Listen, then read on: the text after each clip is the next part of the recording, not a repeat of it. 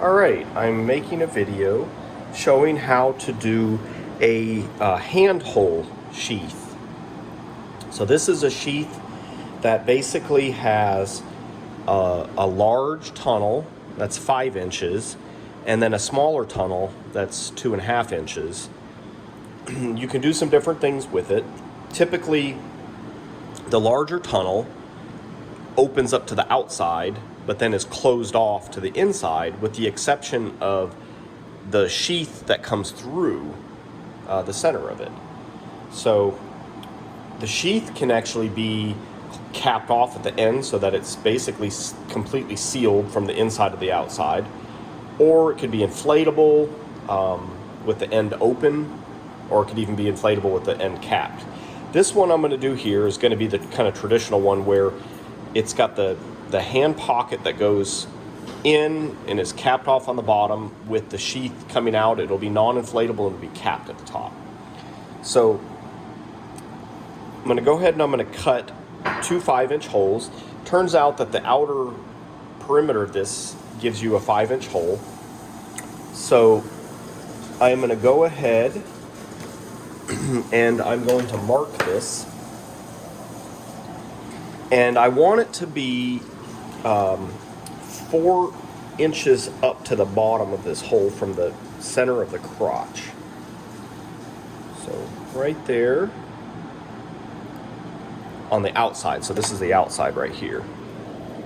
And I'm going to double check that is the back. I marked that. So this is the front. So now I'm going to kind of get all my wrinkles out from under this.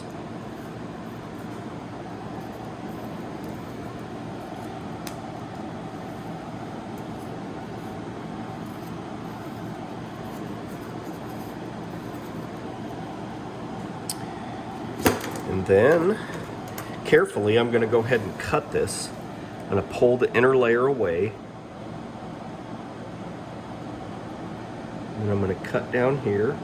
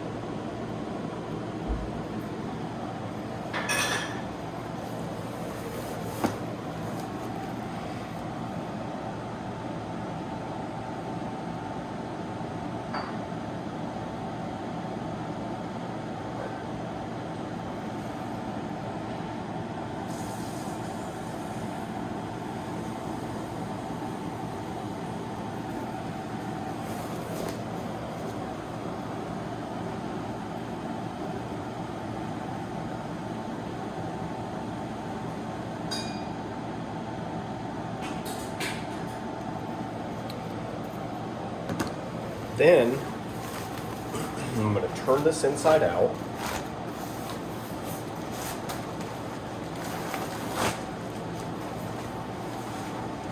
And we're going to also cut a 5-inch hole on the inside. But this time we're going to do it a little bit lower.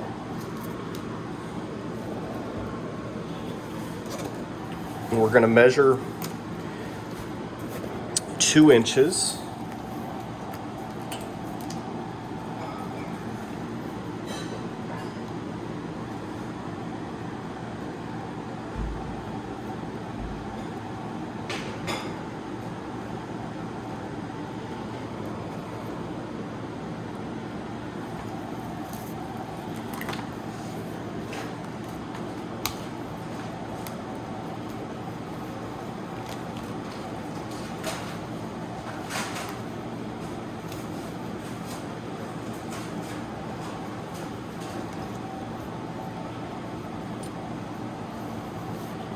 Get all the wrinkles kind of worked out so that I'm drawing a decent circle here.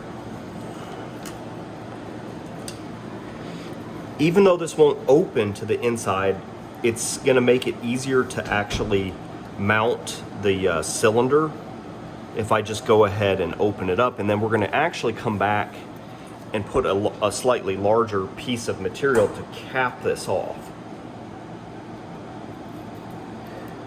When we used to make these, we didn't do this, and it actually makes it a little bit of a longer build. So this is kind of a shortcut.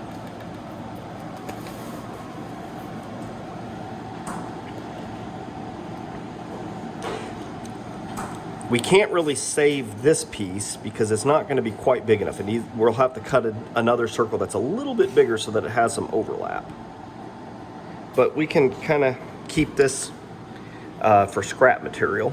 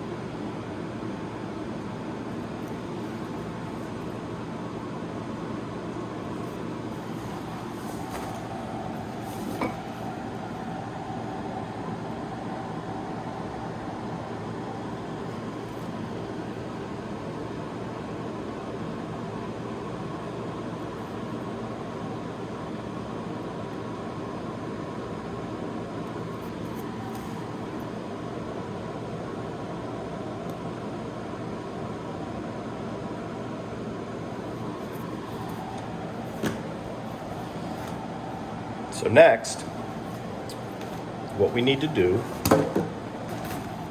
and I'm going to double check something here real quick. I want to see, before I do my math,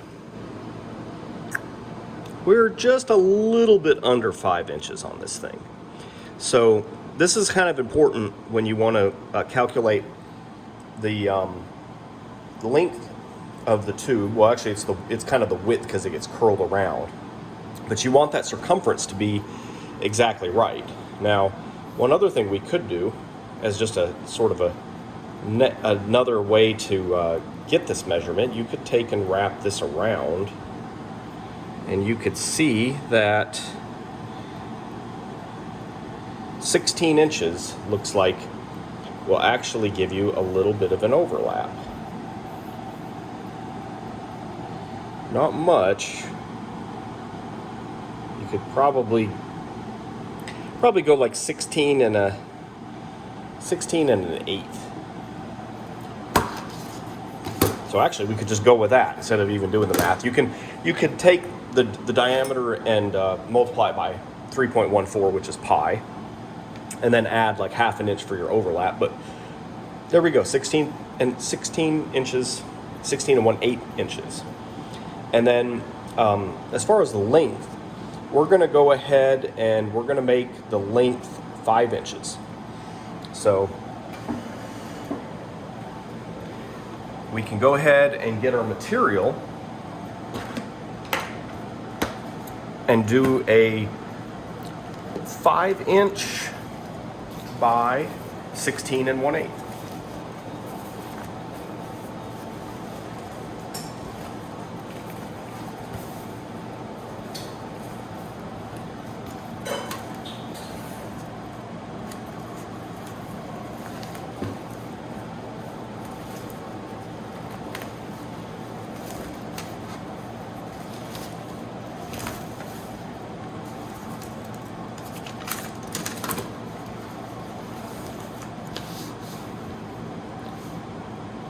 So we can do 1, 2, 3, 4, 5. If I go to the 31 mark.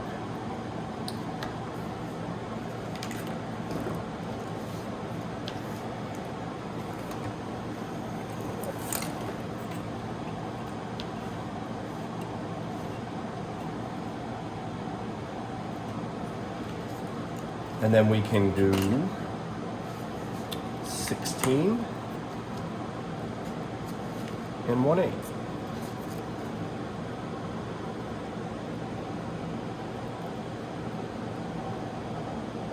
So this actually only goes to 15. So we can do, this will be 16 right here, as long as we've got the material lined up with the end here. And so go ahead and use something a little bit more noticeable here. Use this black Sharpie.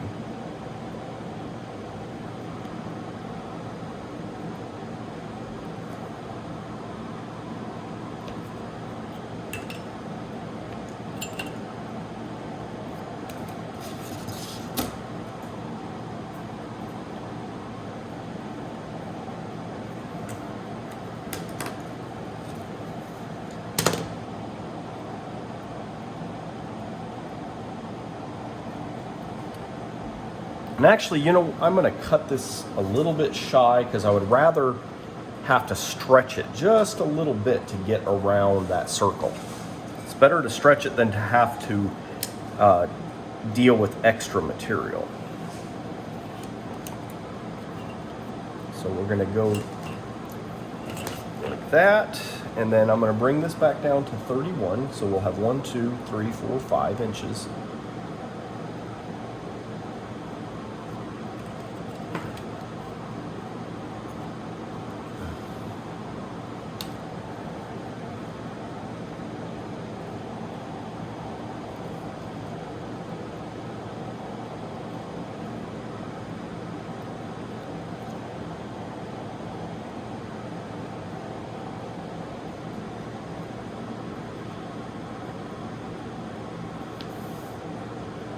And what I can do is kind of put some weights on this to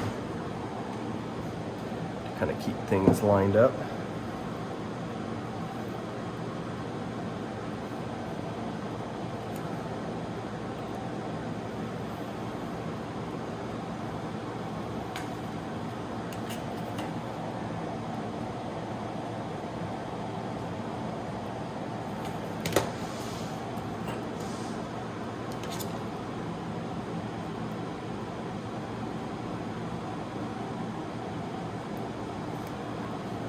All right.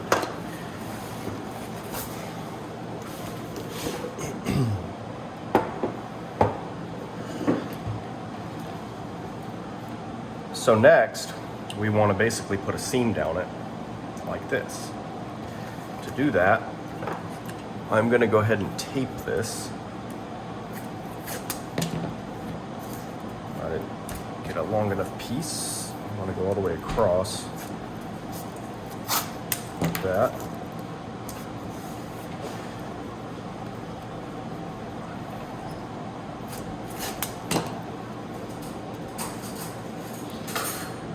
So if I bring this to halfway on the tape, like that, that'll give me 1/2 inch. And then I'll basically bring that up and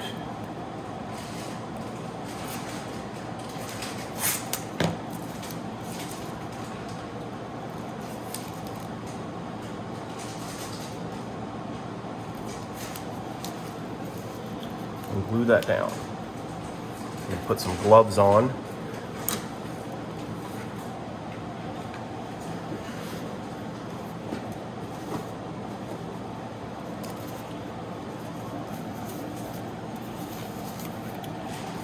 And then I'm going to get my syringe, which is actually in the other room. So I'll go ahead and stop the video for now, and I'll pick back up with the gluing process.